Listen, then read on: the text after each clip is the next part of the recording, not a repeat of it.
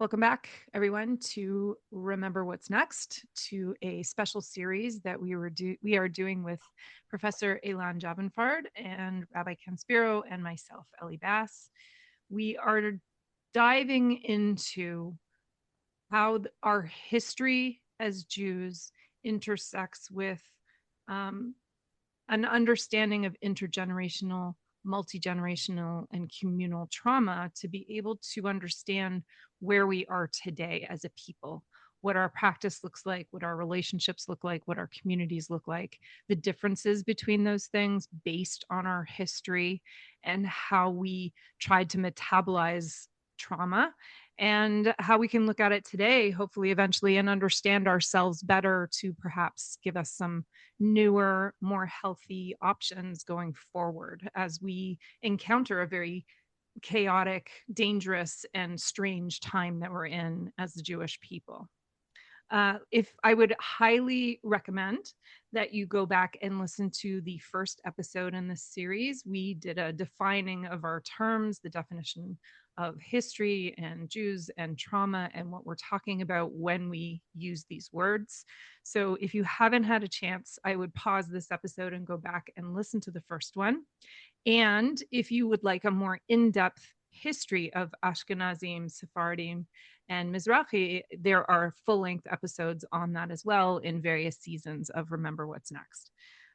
Okay, today we're going to focus on Sephardi and Mizrachi. We're going to have an overview from Rabbi Spiro on the history of those populations, those cultures, those people. And then we're going to turn to you, Elan. So anything any of you want to throw in before we get started, or should we just jump in? Let's just jump in. Let's do it. Awesome. Let's do it. Okay. Rabbi Spiro, can you give us an idea? What are the things that we need to understand historically that gives us a context for how Professor Javanfard is going to lead us into understanding the trauma that is particular to those communities? Okay, first of all, it's great to be back in our second podcast with our amazing guest, Elan, who has, besides being a nice guy with a great personality, has so much interesting information to share. I listened to it again. I was fascinated. And for everything you said, Elan, I had two more questions I wanted to ask. So I say we're going to have at least three parts to this.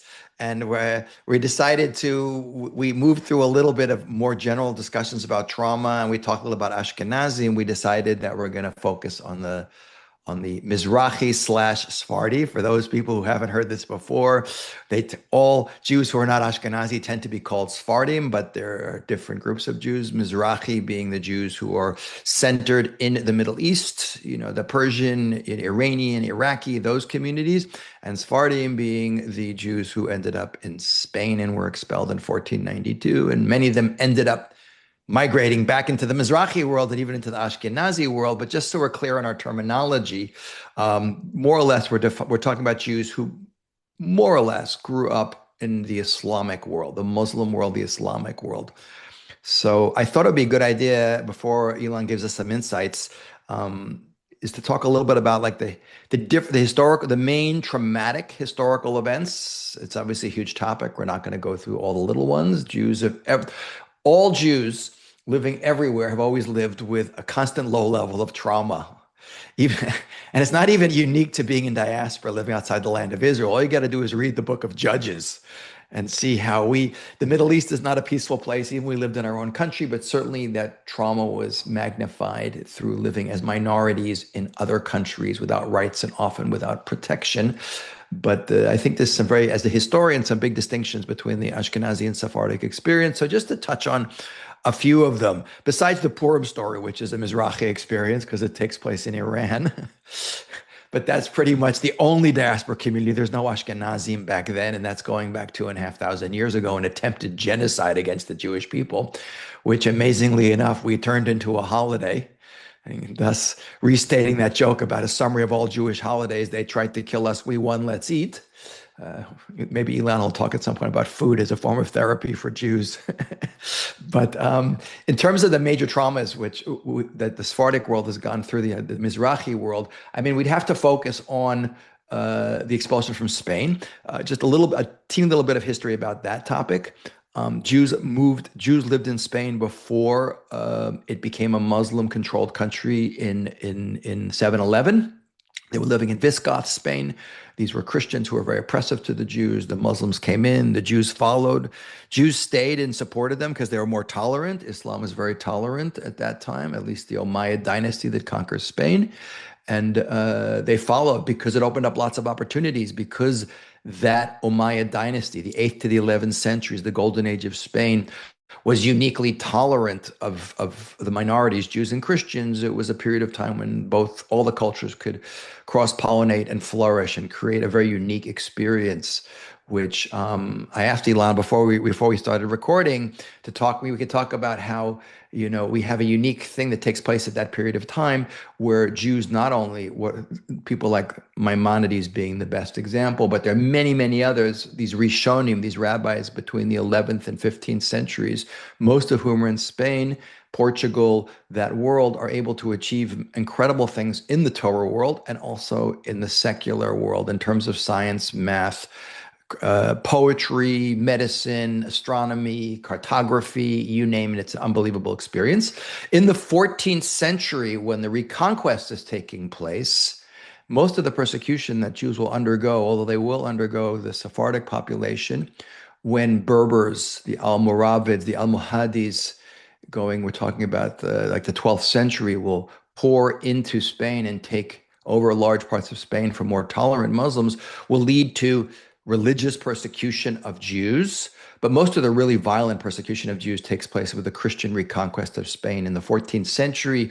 There's what is the largest population in Spain will be viciously persecuted in places like starting in Castile, but it'll spread to Toledo and Valencia. That's the pre-expulsion horrible tragedy that really traumatizes that Jewish community, where a huge percentage, a lot of Jews killed and many forcibly converted.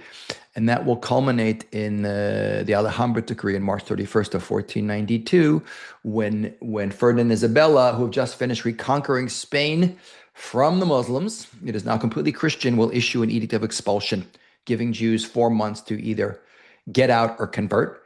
And what I showed this book last week, this is Bibi Netanyahu's father, Ben Sion. He comes with a groundbreaking thesis, which is fascinating. It's a 1,400-page book, that this was not really about weeding out Jews secretly practicing. It was open anti-Semitism, directly related to the new Christians, the Jews who had converted, who were now just taken off because the restrictions against them had disappeared because they're now Christian. So it really was vicious anti-Semitism, which results in the public execution of thousands of Jews, torture, arrest, and expulsion. That's 1492. And then 5 years later, because a huge percentage go to Portugal, the king of Portugal will forcibly convert the entire community. So that is like a big event. And what's interesting is that there's all kinds of things going on in the middle, but there's no real major trauma taking place in the Sephardi world, like huge events like we see in the Ashkenazi world, crusades and Khmelnytsky massacres, up until relatively modern times. It's true, in 1840, you have what's called the Damascus blood libel, where Jews were accused of ritual murder. It's interesting, by the way, that when the Ashkenazi anti-Semitism of all the horrible things we're accused of, especially things related to poisoning wells and using Christian babies' blood or Muslim blood, it seeps from Europe or is deliberately introduced by Adolf Hitler and his good friend in the Middle East, the Mufti of Jerusalem, Hajj al-Min Husseini, in the early 20th century. When that toxic European Christian anti-Semitism seeps into the Muslim world in the 20th century especially, it leads to a lot more negative, violent reaction to Jews, superstitious, deep hatred. But again, not to go too much into the topic, but the real trauma that the Mizrachi Sephardi world will experience collectively, having been a pretty good break in the middle of no real major huge traumas, will be what happens with Zionism coming along and the foundation of a Jewish state between 1948 and 1967. You have what's called the Farhud in 1941, which is an attack against the Iraqi Jewish population. But all of the Arab countries of the Middle East will ethnically cleanse themselves of that Jewish population. And these are Jewish communities that have lived there the longest. This Mizrahi population of Iraq goes back to the destruction of the first temple. And Iran, these are really, really old. That's where Elan's family's from. He's Persian, these are the oldest. These are uprooted after a much longer period of time, having been there before, by the way, any of these Muslims/Arabs had arrived. The Jews were there first. So that is a huge traumatic experience, losing everything and having their culture obliterated, and then fleeing to either Israel or other places, France, Canada, America, whatever, but a lot coming to Israel.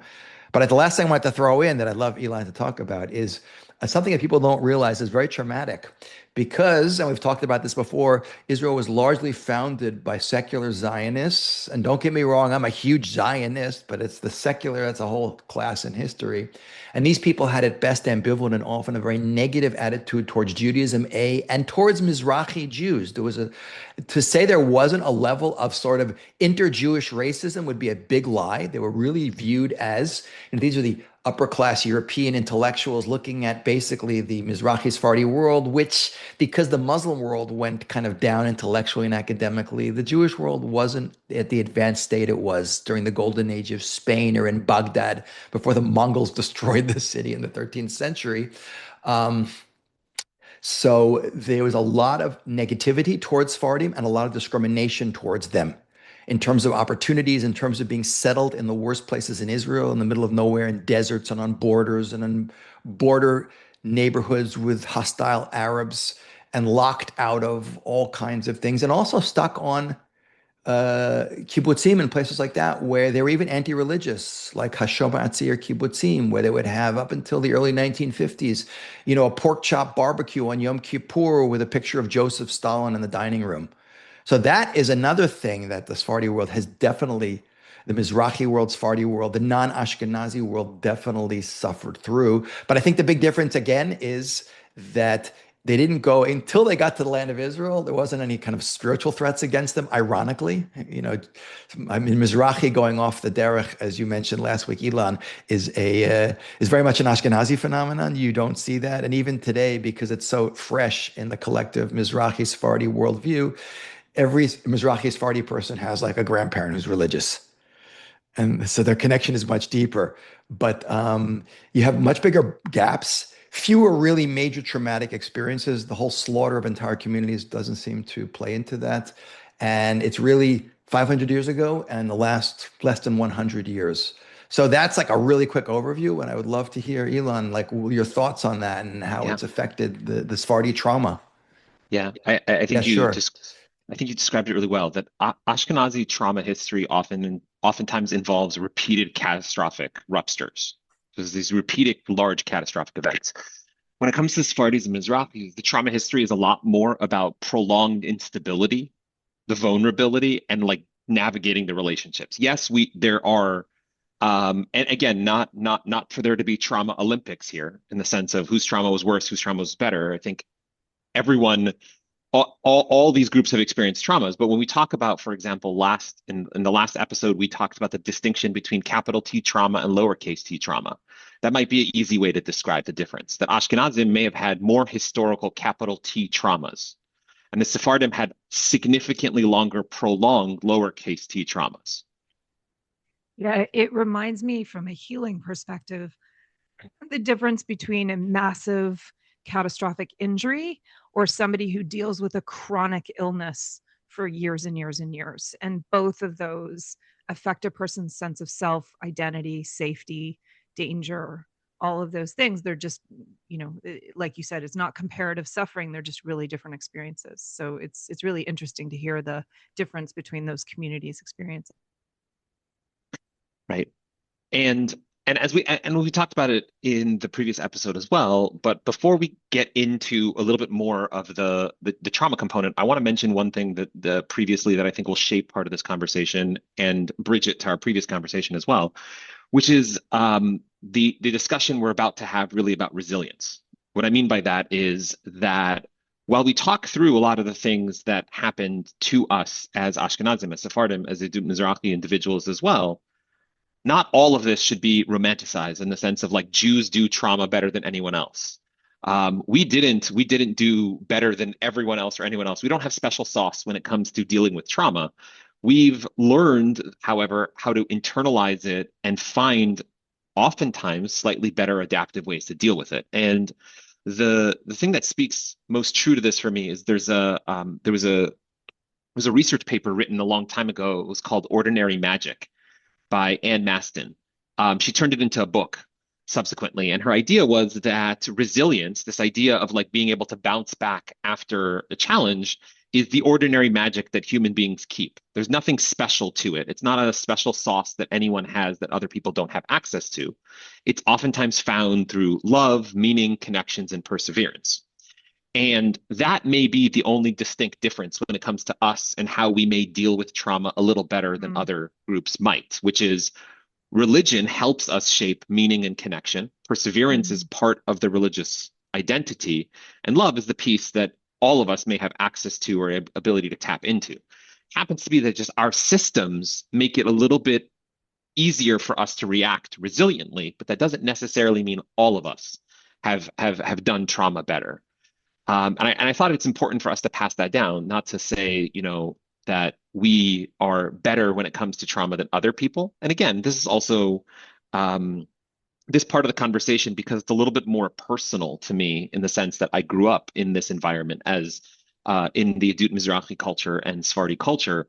I do want you guys to push back if you hear me over stereotyping, under stereotyping, and also if my bias starts showing, because it definitely will very soon. That never happens on this podcast at all. Oh, okay. Good to know I'm facetiously. joking. It right. will definitely show up.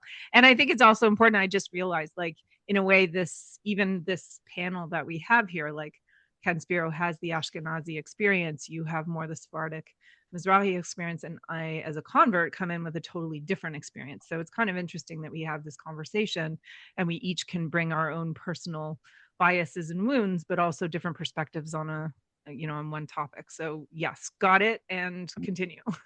Amazing. Okay. So going into Sephardic and distinguishing them slightly from Idut Mizrachi as well, there's going to be more significant overlap between the Sephardic community and the Idut Mizrachi community than there would be across the Ashkenazi community. There are pockets within each of the communities that intersect, as well. And oftentimes part of this comes from the fact that, as Ken mentioned in the previous episode, the center of Judaism for quite a long period of time was in those areas that are now described, the Sephardian, and also described oftentimes as Idut Mizrachi. And I was talking this through with a colleague of mine who helped me with a little bit of this research a while ago, a friend of mine who's a professor also at Touro University. His name is Menachem. He lives in Detroit. He was talking about how that one of the things that shaped this is that oftentimes the Ashkenazim who had access to means, access to literature, access to education, or access to fleeing were able to escape the Sephardi communities quicker, faster, and move to the Ashkenazi areas. So you do have people who are now modern day Ashkenazim who may have had ancestors who escaped in the 1500s from Spain. But it was those individuals who had, like what Ken was describing, a little bit more of that, if I could use this term, intellectualization to them that may have found their way into those communities. The Sephardi community, in particular, like we mentioned, is not marked by the sudden ongoing violence. It's more about careful cultural navigation. So to do that, the ways that they had to adopt were more likely akin to communal cohesion is a very important component of the culture, adapting socially without losing your identity. So being able to sit and look similar to everyone in both spaces. So not needing to wear a separate garb or clothing that makes you look different than everyone else. Everyone looks the same until you go inside the shul. Balancing that visibility with caution. We need to be noticeable and people need to see that we have value, but also cautious about us at the same time. And what that shaped culturally for many Sephardim in particular is these components of respect, family harmony, and relational intelligence over intellectual intelligence. My relational identities, who you know, is more important than what you know. Because who you know gets you the connections. And you think about it nowadays as well. When you're looking for a connect, you go to the Sephardi guy. You go to You go to the person who's going to know more people to get you that thing. So that is part of what was defined in those communities. And at the same time, in those communities, it didn't necessarily mean that intellectualization was minimized. It just may not have been the forefront of what was as important. Mhm. Got it. Meaning family took the center rather than text taking the center.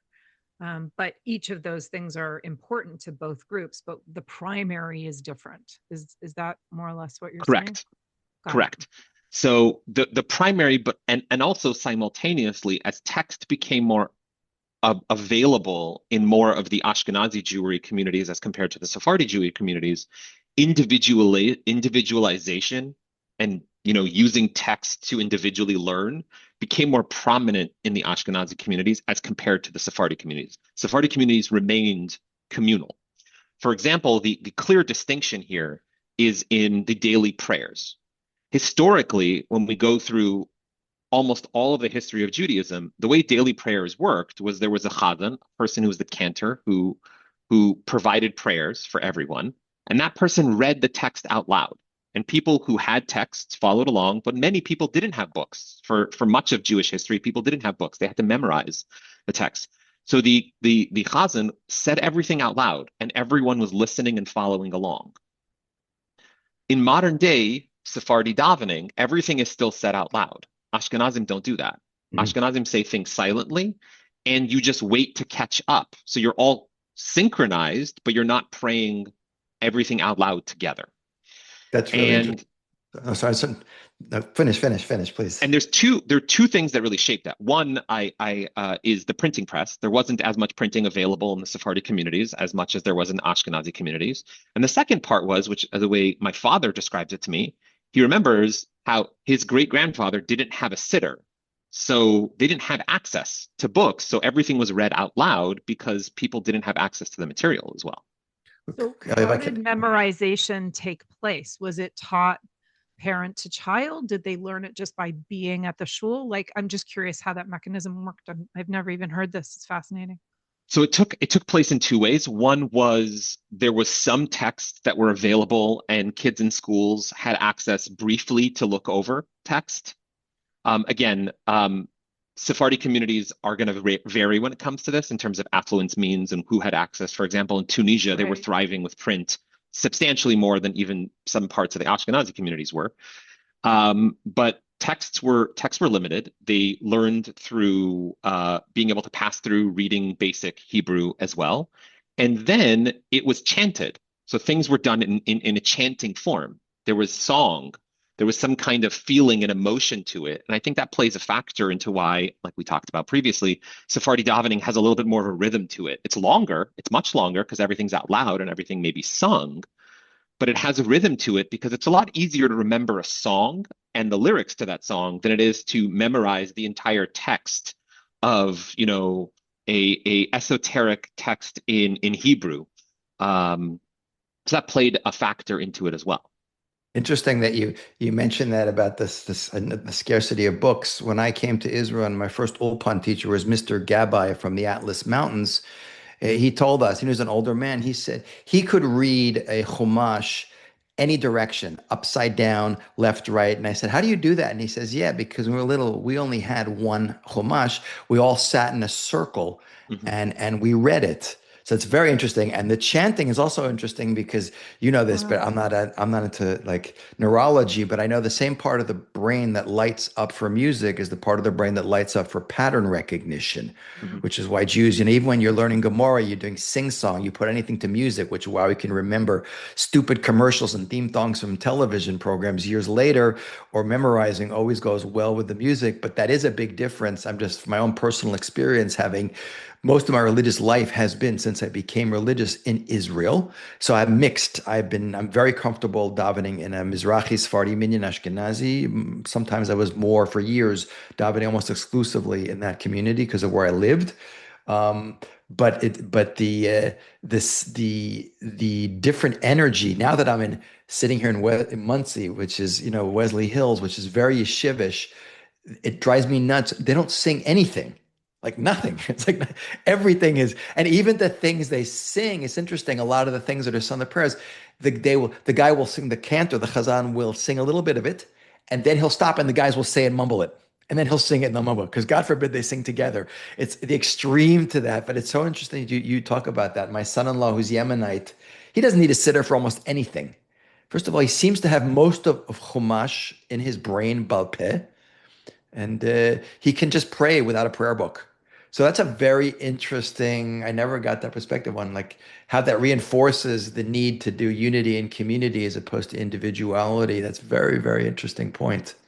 Growing up in one of the shuls I used to go to with my father as a little kid, there was a man who sat behind the Balkora and would correct the Balkora frequently.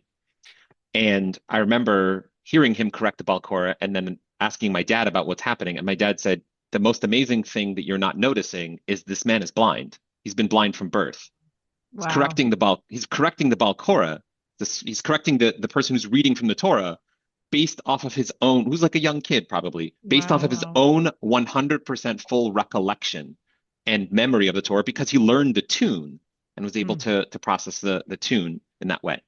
Wow. Um, Talk about an the eidetic memory. That's phenomenal. Wow, wow, That's wow. beautiful. the piece that's going to be fascinating here, and this is where when I've started to talk some of this research through with Sephardim, they're the ones who get the most activated in hearing what I have to say about ourselves as well, is that we know that emotional expressiveness is not absent in the Sephardi community. That exists. We have more of that emotional expressiveness in the Sephardi Hmm. community. And what's an important nuance that oftentimes outsiders, if I could use that term for people who aren't Sephardi themselves, oftentimes misunderstand is that they look at the emotional intensity. They see voices are raising really quickly. They see conflict that feels dramatic, and they see reactions that are almost immediate, like people are Mm. hot. Mm. And what's unnoticed is oftentimes that intensity doesn't necessarily mean rupture. Yelling at each other doesn't mean you are fighting with each other. Mm. And the distinction here is that oftentimes in homes, many people felt that yelling means disconnection. But in Sephardi homes, yelling meant you were emotionally in the room. And what would happen as well is the conflict oftentimes repaired really rapidly after. We get angry fast, but we get over it just as fast. And that is, I mentioned this to my friend who's Moroccan, and he started saying, "What are you talking about?" And started yelling at me. And I was like, "You are literally doing what I'm describing to Doing it me in in this this moment. moment." And he started laughing. He started laughing, and we were already over it by the end of the Amazing. sentence. I So there's remember it less. was one of my first impressions of ever going to Israel for the first time in my 20s, coming from very Puritan Toronto, where nobody talks to anybody about anything ever. And walking off the plane and just seeing people wildly gesticulating and arguing. And I was just like, wow, this is amazing. Like people are just saying everything. And it was refreshing. But I know it drives a lot of people from North America or Europe bananas because it's just so intense and it feels impolite or too explosive. But really, I love how you said you're emotionally in the room. It shows you're present and you're engaged and you care, which is just such a different way of approaching that type of an experience, that interchange. Yeah, well, that's what Elon was mentioning last week about, the idea of Ashkenazi versus Sephardi trauma, about the Ashkenazim. The idea of control is much bigger in the Ashkenazi world. That's right. And you really see that. You don't get it is quite shocking for people to see how, how expressive Sephardim, how much more energy and I probably, again, this you can speak to this, but it seems much healthier to be able to get it out than to let it simmer and be expressed in passive aggressive ways. As long as you're able to get over it just as fast too. Exactly. The thing that kind of adds to this as we're going through some of these components is that not everything is going to be directly expressed if it impacts some of the other tenets and themes that have been learned as well. And one of those big ones is going to be dignity. That there's a very, very strong central value of dignity, that embarrassing someone, shaming someone, undermining a hierarchy, which is very a big thing in Sephardi household as well. Anything that's going to fracture cohesiveness, you're not going to argue on, you're not going to do. You're willing to be silent It's not emotionally absent, but you're willing to be silent to protect the dignity. And this oftentimes is something that like little children will learn as a unconscious mechanism. For example, they'll learn that respect, showing someone respect, is your form of emotional restraint. Hmm. So you don't yell back at somebody who is at a level that is of respect. But you can watch two older people yelling at each other. That doesn't mean you're supposed to learn from them. That's how you communicate. You do not talk that way to somebody who is going to lead to a fracture of the cohesiveness Interesting. and So needing the to keep that cohesiveness, sorry, peace. the Sorry. cohesiveness is the hierarchy. That's what sort of holds Yes. it together. Got it. Okay. That's But it's Yeah. super interesting, interesting. Elon, the Raphael Patai, was a sociologist, wrote a book called The Arab Mind, and he talked about how what really drives the Arab collective mind, which is really the backbone of Islam, which comes from the Arab mind collectively, is honor, power, and the sexual fidelity of women. But you can see, since Mizrachi Sephardic Jews grew up in this Arab Islamic world, they definitely picked up, there's a good side to it. They're a little bit upset. The Arab Islamic world is obsessed with honor. If you dishonor someone, they'll have a beef against you for 10 generations, But you can see how the respect, which is largely worn off in the Ashkenazi world, still maintains itself much stronger in the Sephardic world. Again, I keep going back to my Yemenite son-in-law, but even with me, he'll never enter a room before me. He'll always stop, open the door. He'll never sit in my seat. And I remember that his parents, his large families, the grandfather lived in the neighborhood. Motzi, after Friday night prayers, everyone, all the sons and the grandchildren, would go to the grandfather's house to wish him good Shabbat and get brachot from him. So there's a level of honor and respect, which I think is within Jewry. We taught the world honor your parents, but is picked up also interesting and maintained through, I think, living within a larger cultural experience of that Arab Islamic world. It's interesting because what you're describing to T, um, same. I won't. I get up and I make my son get up anytime my father walks in the room. Don't sit down until my father sits down. Um, my children, 7, 5, and 2, um, they're regular kids. They have all their things that they do towards their parents. They'll yell at us sometimes. They'll throw something at us. They get upset. They're children. The one thing, no matter what's happening in the house, they'll pause and they'll say, "Abba, can I sit in your chair?" He needs that place for his homework. So, like in midst of being upset, the 2-year-old will say, "Mommy's chair," meaning, "Can I go on mommy's chair?" Which isn't something that I remember actively teaching them or actively saying. Wow. Like, above all else in this home, it seems like the cardinal rule my children have learned is you do not sit in my chair or mommy's chair without asking permission. And that wasn't something that was explicit. It's not on the wall somewhere. It's not explicitly taught, but that is the cardinal rule. That's the violation they'll never cross, but they'll cross Hmm. many other things that normative kids would, but I would trade it if I could. Uh, but oftentimes it's just interesting that it's something that they've learned to keep internally, that respect, that level is something that we're not going to sacrifice on. That reminds me so much of that famous essay by Soloveitchik, Rupture and Reconstruction, where he talks about Judaism being mimetic. It's mimesis, that we translate so much of our practice and way of being just simply through watching each generation.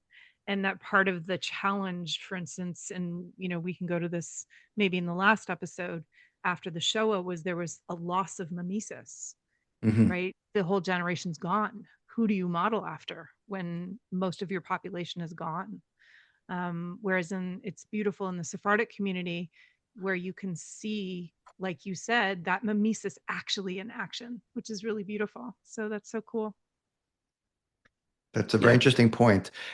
So, yeah, I'd love for you. You're probably planning to get to it, but apropos of what I was talking about, I would love to hear how you see the trauma being different in terms of being it primarily, you know, not not having gone through until the Sephardic Mizrachi Jews get to Israel, the spiritual challenges that Ashkenazim have gone through much more often, Yes. that I would love to hear about that. And also how the fewer massive traumatic events shaped that trauma. So I'd love for you to speak to those points. It'd be very Oh, interesting to hear. I'm on my way. I'm on Okay, my way. good. One additional important piece before we get there. So a piece that's really important is to understand how love is manifested in a more Sephardi house or a Edut Mizrachi house. Thematically, we're speaking about both of them a little bit, even though we'll distinguish between the two in a moment. But oftentimes in Sephardi homes, especially, in Moroccan homes, love is characterized more through food, presence, and sacrifice. So not every culture is going to say, I love you verbally. People oftentimes are going to say it through those things, through food. So food becomes emotional memory. Recipes become emotional inheritance, like the grandmother's recipe passing down. That component of things is going to be a large part here. That love is shown through action and through sacrifice. You sacrifice for people that you love. And therein line also lies where some of the religious component of this starts to play out too, which is if I love my father and I want to show my father respect, even if I, as a Adut Mizrachi individual or Sephardi individual today, am not Shomer Shabbat, I would never break Shabbat in front of my father. Hmm. My father may know I drove to his house for Shabbat, but he knows I parked a block away, and I would never bring my phone out at the Shabbos table because that lies in with the sacrifice and respect that I'm giving. So even if my connection is not at the same level his was, I would never find myself breaching that in front of him. I'm going to stay connected in that way because I must remain loyal. And there are pros and cons to that as well, because many times people aren't taught to individualize themselves. And the people who take that too far end up staying in the home too long, staying too connected to the parents and becoming a little overly connected to the parents. You see some of that as well, where you may have a Sephardi man who might, to some capacity, defer briefly to his mother than he would to his wife. And having to learn the difference between those two things is a challenging experience in the beginning of a relationship, especially if your mom's Moroccan and your mother-in-law's Moroccan, and your wife is Moroccan. Which Moroccan takes precedent? Um, so learning that loyalty and that change oftentimes can become challenging because people learn a little bit of the rigidity of I have to follow what's above me and the vulnerability that transferred to me from others. Now, if we move for a moment to distinguishing this from Mizrachi from Sephardi to Mizrachi patterns as well. So as you were mentioning, Ken, because there wasn't long protracted instability when it came to those types of ruptures or those traumatic events, more of these patterns were learned to, if you can figure out a way to fit in, if you can figure out a way to have good relationships with people, and if you can figure out a way to keep yourselves protected as like insular in a communal, cohesive way, you're going to end up surviving and not experiencing large traumas. The distinction with the Mizrachi community, though, where we're talking a little bit more about the, Iranian community, the, Iraqi community, those communities in particular, is they learned a little bit more vigilance, protection, and they learned a little bit more of a guarded trust. What I mean by that is they have seen a little bit more of that trauma because that trauma has happened more recently in the last 100 or so years. So that rupture, that displacement, that betrayal, that institutional collapse is something that they learned a little bit more in terms of how you have to rapidly mobilize when something bad might happen and how you trust just your own. You don't trust outsiders. Became a little bit more of a closed system when it came to sharing things that you may be struggling with. Even within some of the Sephardi communities, there may have been, up until the distinctions we see in modern America these days in terms of Judaism, a little bit more of a comfortability with marrying someone who wasn't in that same line.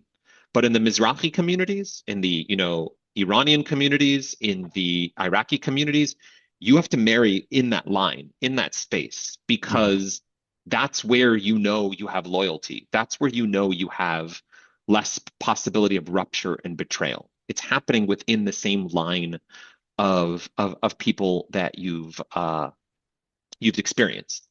And because of that, two major factors were learned more in the Mizrachi community than anywhere else. One was self-reliance. We take care of ourselves Outsiders are unpredictable. And two, distrust.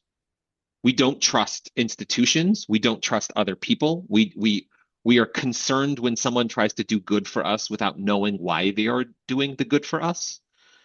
And a quote that I really come back to frequently is that, and Ellie, you could probably speak to this, or you've seen it from your own history and work as well, is people don't become guarded for no reason. Guardedness is usually a relationship to memory, even if Yeah, that isn't your if you think memory. about babies, like babies aren't Mhm. born guarded. They're born open, they're born relational, they're born selfish, but they're born also to ultimately just desire to connect and be connected. So I always kind of use that as the referral. You learn defensiveness, you learn to protect yourself, you learn, and some of that is healthy because you have to learn as an adult to be self caring and be self-reliant. But the question is, do you learn it in a healthy way or not healthy way? So yeah, I think it's such an important piece of the puzzle is if you're already like on the defense all the time, something is going on there. It's not necessarily just personality. And 100%.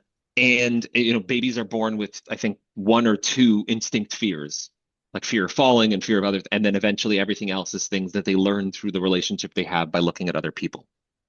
The slight distinction between the Sephardi community and the Idut Mizrachi community will be a little bit of the emotional contrast. So that sense of being emotional and being loud and is something that is still happening in the Idut Mizrachi community, but it's a little bit more controlled in the sense of where it's shared. It may not happen publicly when outsiders are looking in. It's going to Mhm. happen within your community, but you're not going to do it on the street when there are other people who don't know your community and don't see that. And that emotional expressiveness becomes a little more blunted. So you have generations of men who never saw a parent or never saw another person cry until somebody died. That crying was not something that was commonly seen unless it was communal. So, and Right. when it opens, when that floodgate opens, it's loud, it's open, it's physical, it's it's over the top, if we could even use that term. Um, the way the pain of a crying, Persian mother is something that you'll notice and you'll hear anywhere. It's guttural, it's emotional, it's raw, because it's a permitted release in that space because people can be like, oh, I get it. It's associated with this. But they're channeling and letting out so much of what's been bottled up inside for so long that that's when it's comfortable or acceptable for it to come out. Like feelings need a reason. It has to have a reason, otherwise it's not. It doesn't have a place. Right. Hmm. That's If that's we very interesting. if we take It, this if we take this one step even further into how it looks like when you view it through a full lens. One component of this that has to be added on, which does come, I believe, to some capacity from growing from these communities fostering and growing within the Islamic world as compared to the Christian world. It's going to be honor, respect, and there's a Persian word for it, which is called abiru. Abiru in Farsi is like the best description is it's akin to the status level of dignity and honor and reputation and social respectiveness a person has. So it's a little bit more, it's not just like ego or pride, it's more about like your family standing, your communal standing as well. The literal translation of this means water on your face. That's the literal translation of this. And face is like your social standing, and abaru, that is don't let somebody throw water on your face. Hold that family dignity at all times. So a child who is doesn't look kempt in the street going to school, a parent's gonna be like, no, no, no, no, no, no. Our Abaru doesn't let us send you out of the house like that. You can't embarrass us publicly. You can't damage our dignity and our reputation publicly. We don't expose private matters to people. Those Hmm. things are things that stay internal. So if you're going to need a second opinion on something, you go in-house to your Hmm. own people. You're going to avoid public vulnerability. You're going to avoid sharing that because you don't want the communal perception to be negative about what you're experiencing. I love that it's water on the face because it also goes back to tears, right? You can't show crying publicly unless there's a very specific structure around what's appropriate and what's not. But it's also like being vulnerable. Like you can't show your pain or your hurt or something like that publicly. I'm curious how the experience of being dhimmi in those lands affected this idea also of honor, because it seems to me then that they're living in a culture where honor is everything. But when you're of dhimmi status, meaning this was a status that was given to any non-Muslim in Islamic lands, where they're seen always as less than, always as secondary, always as not to be respected in the same way that Muslims are, did that create also a certain more of an obsession with that? Or like, how do you think that played into that kind of chronic small t trauma at all? Because they were really treated as fine, you can be here, but you're never to be seen as high as us on the hierarchical scale. It's a good question. I think the way it shaped was more of what we talked about previously, which was the careful social navigation and that dignity being a protective factor, not just something that's symbolic. That the more dignity you had, the better you were treated, even in that level. So yes, there may be dirty Jews, but you are at the top of dirty Jews, not at the bottom of dirty Jews. And therefore, the more root we have, the more face we have in the community, the more well respected we are. The lower we are yes, we are low on the totem pole overall, but we're not at the bottom of the totem pole. Mhm. So your value, your worth, your physical, what you are seeing, your honor is something that is protective.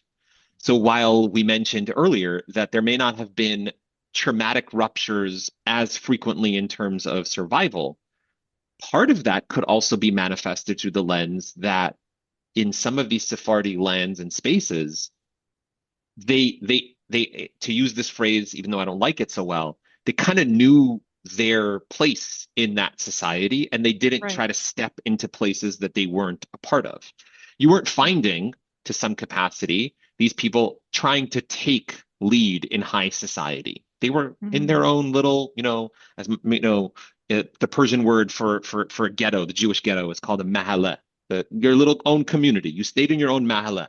You stayed in your space. You stayed in that area. You didn't find yourself trying to get into politics and being involved in that upper echelon of the people there, because you knew that if you brought yourself close to that, if you try to bring yourself close to the flame, you're more likely to get burned.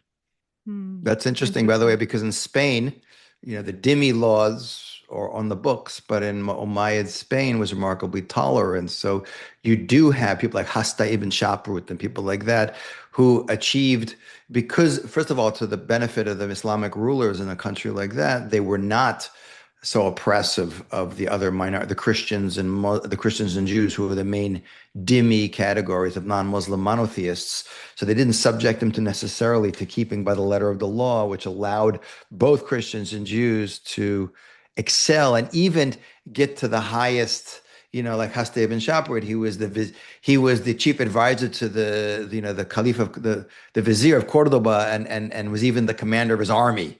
Of course, with that comes tremendous dangers. Some of these people ended very badly, but I think it also could, I think it factors into the level of trauma, because when you said, Elan, like you're living in your space, that not where to, the boundaries, where you don't want to step out of, because you understand your position within a society. But it's precisely where Jews, and this is a bigger Ashkenazi experience, I think, in terms of the real crash, precisely where Jews have relatively quickly achieved tremendous positions of prominence and wealth and feel too comfortable. And it comes crashing down terribly, like after the collapse of Umayyad Spain, or, Jews in Germany when Hitler gets to power, who were leaders in so many fields, but, that the trauma is that much greater, where you see in Jews in Germany who went from nothing to being the leaders in so many areas, so many Nobel Prizes, so much science, so much everything. And then boom, you had massive suicides in Germany. And then when Hitler came to power, the trauma was so like, we've just lost everything. So it's interesting. You talk about how when you know your space and you know how to navigate within it, and you don't have these kind of roller coaster highs and lows that are so extreme, because when you haven't never gained so much, you don't have that much to lose. But I think that's a bigger Ashkenazi experience, I think, for sure. And seeing it through the lens of what you're describing right now as well. What you find is that the more the current generations of people who are coming from a Sephardi or Dut Mizrachi background, they find themselves that trust becomes a little bit more difficult with outsiders. Authority feels a little bit more unsafe. Vulnerability is risky. And you become really, really hyper independent. Like you always know a guy for everything. That's part of the experience. Now you take all of that and you shape it through the filter of a lot of honor, a lot of respect, a lot of social connectedness. And how I get access to the things that are important to me is through socializing. Now you take Mizrahi and Sephardi Jews and you place them into Israel. You move them into an Mm. environment. You move them into an environment where you've had people who've started and created this culture through a little bit more of an Ashkenazi centric background. They're attempting to engage with these people in the same social way they would have engaged with the people they understood. They're trying to create, hey, we're with each other, we're similar.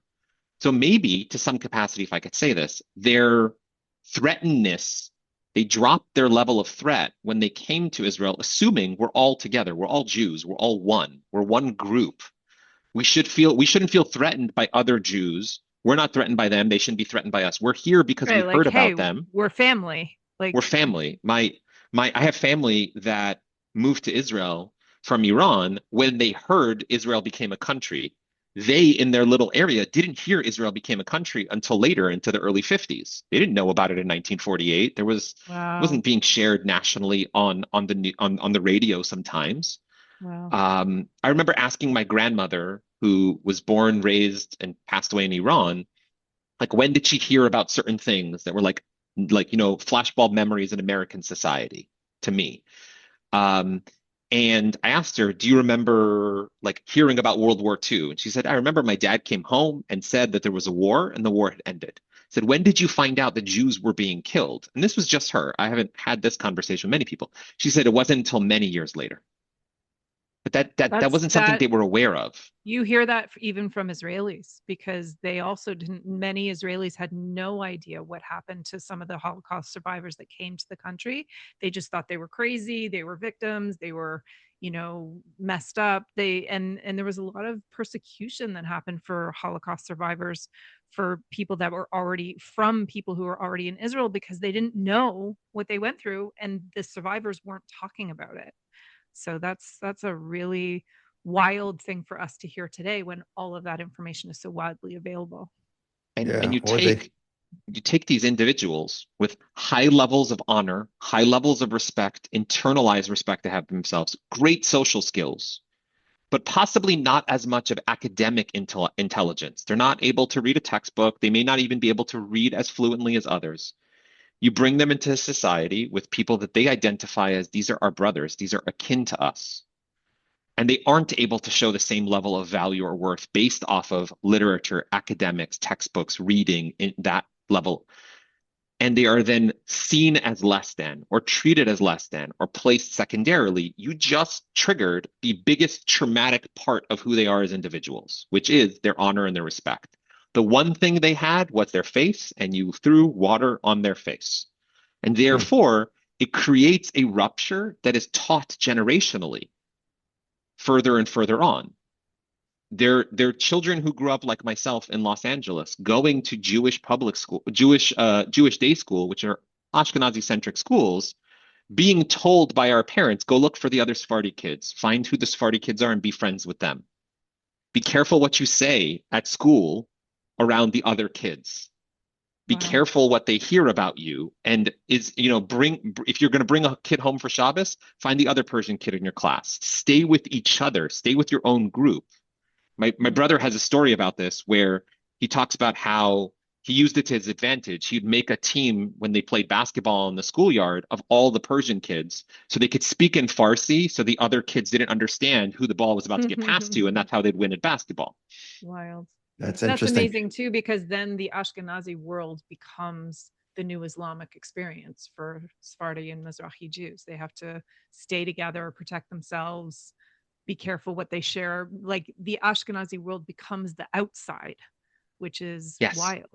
Right. But that's also, by the way, the experience of what Israel is about. I mean, Ashkenazi Jews coming from they're especially from America, like you're used to a cultural melting pot. You don't have so much. I mean, the very religious communities, like the Hungarian Hasidim, they have their own kind of minhagim, but the vast majority of Jews have lost. We're just Ashkenazim, and you kind of throw it out as somewhere in the Russian Empire, which is Ukraine, which is Russia, which is Poland, which is Lithuania.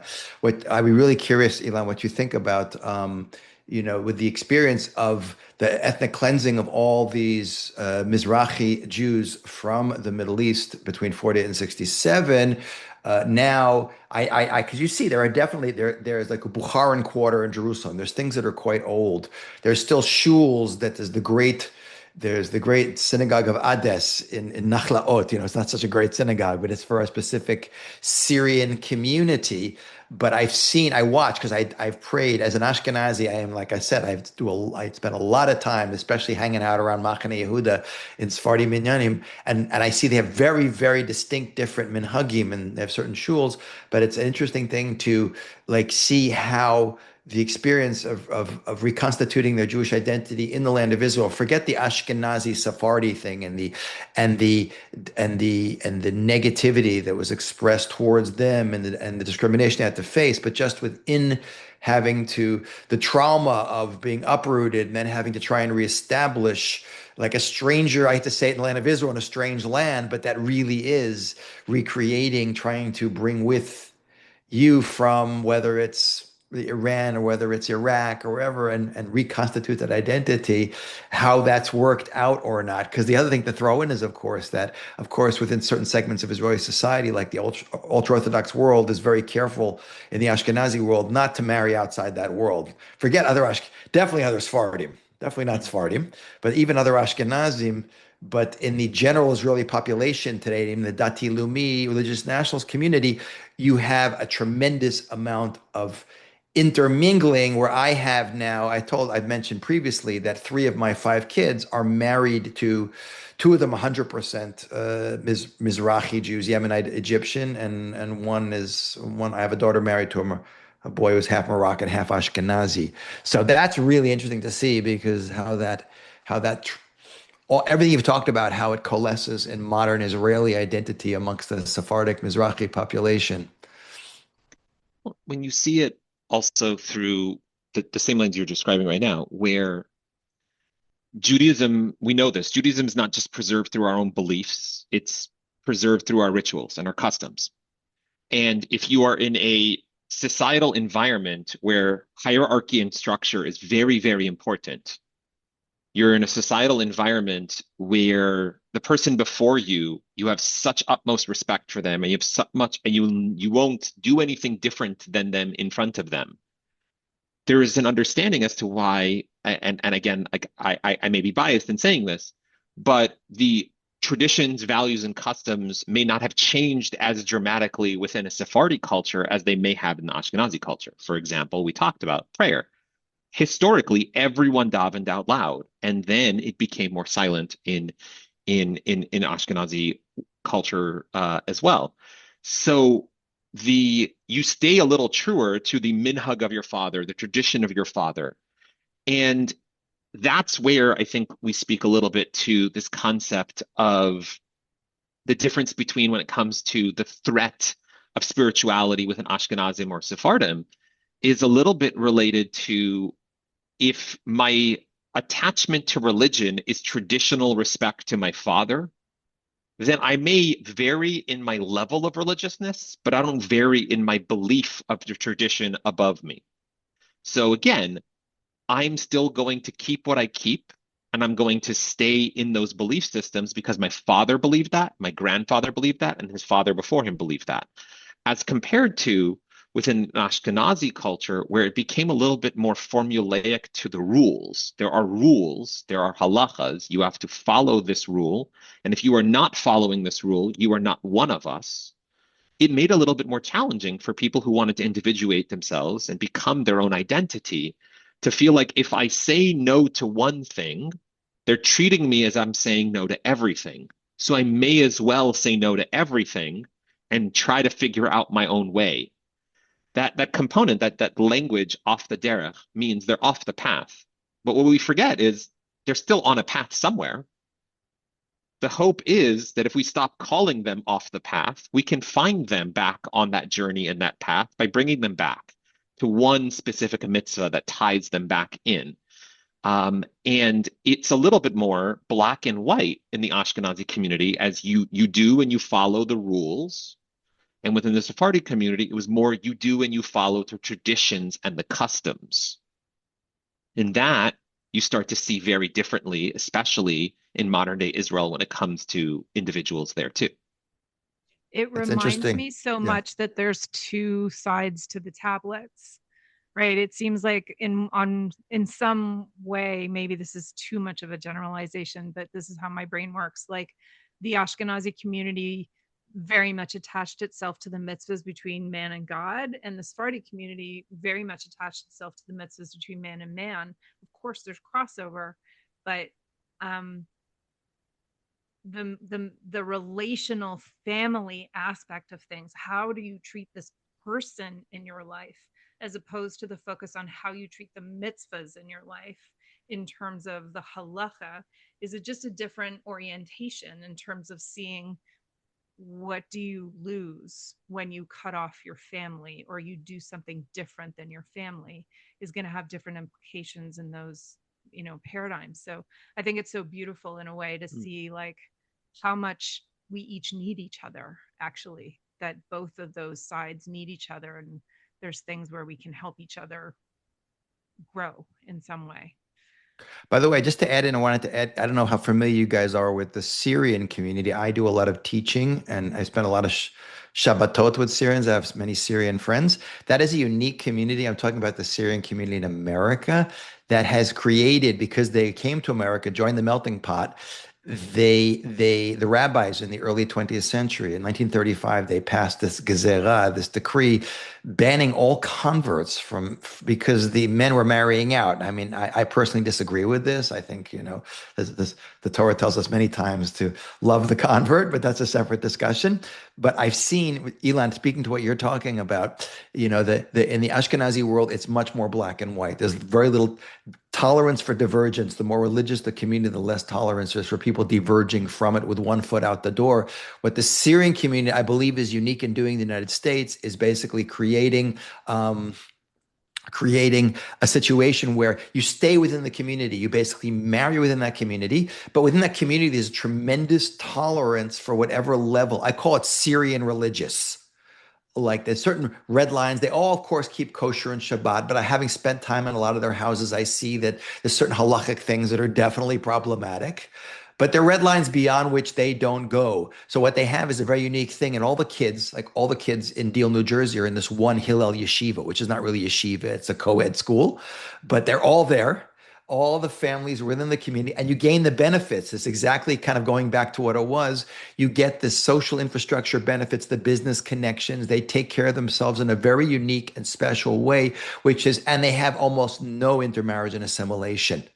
So it's really like being a member of a very unique club, which has dealt with the traumatic experience of relocating to the United States, albeit it's worked out very well for them because a lot of them have made a ton of money. Not all of them, they're not all wealthy, but it's a very interesting contrast to what's happened in many other communities in the Jewish world.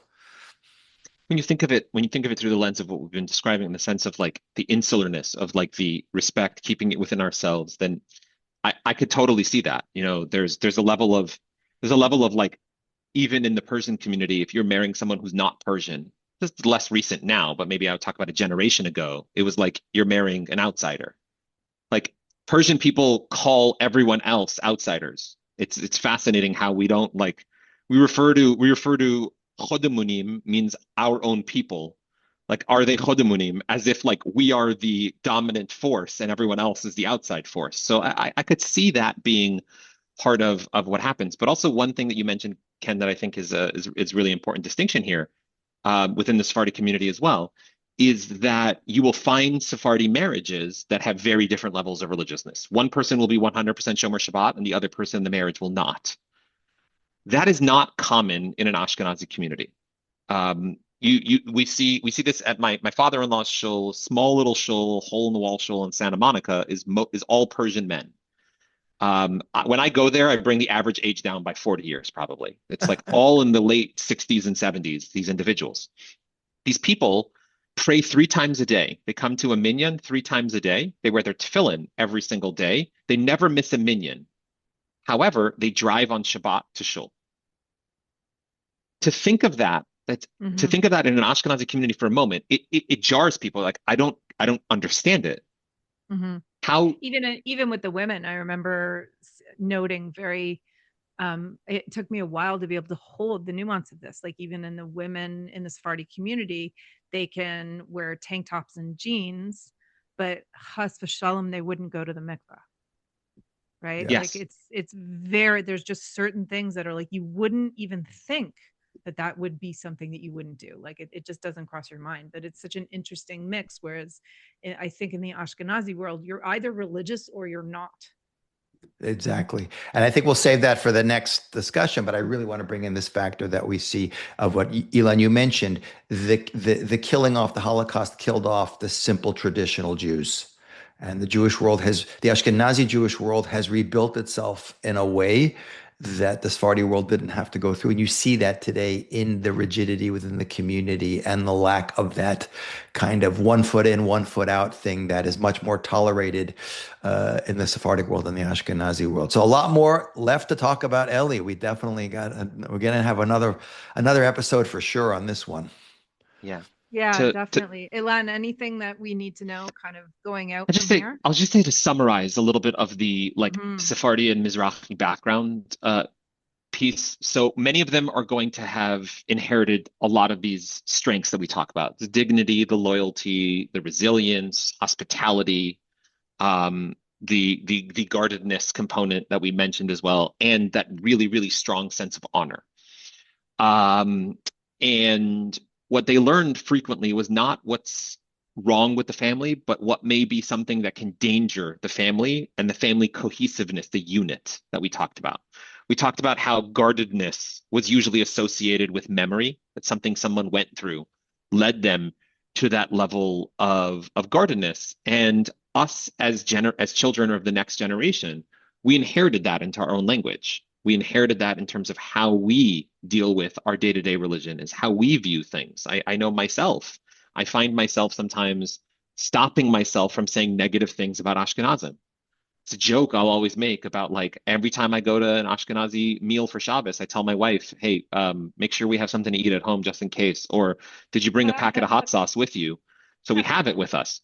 And part of that may be humorous, as we talked about humor being part of this, but it also may be just this profound sense of not feeling comfortable in that space, because that's what I was taught and passed down to us as well. And the body remembers that, even if it wasn't something that was overtly said to us. And I think that as we move into, another episode where we're going to talk a little bit more about how this all plays out now, and what, we haven't even scratched the surface of what October 7th will do to the future of Jewish trauma. Related to this, that component of the differences between us are a lot smaller than the things that make us similar. And the better we can do about unifying ourselves, the Ashkenazim, the Sephardim, the Mizrachis, as to one collective tribe under Am Yisrael, is really going to better us in the long run as well. Beautiful. Beautiful. All right. Thank you so much, Rabbi Spiro and Professor Elan Javanfard. Thank you to all of our listeners and everybody who's sent us such great feedback so far on these special episodes that we're doing with Professor Javanfard. If you like the podcast, Remember What's Next. Please don't forget to like, subscribe, share, email us with feedback or comments. You can also comment if you're listening on Spotify. If you like the work and you want to support the work, please check us out on Ko-Fi. The link is in the liner notes if you want to become a member or send us some support. This really is a labor of love that we're trying to continue to do, to expand and to reach more and more people. If you want to find out about Professor Javanfard's work, please check the liner notes as well as Rabbi Ken Spiro's links to his website. We will be back next week with one more episode in this series. And I think that's all for now. Thank you so much, everyone, for joining us. Thanks. Thank you.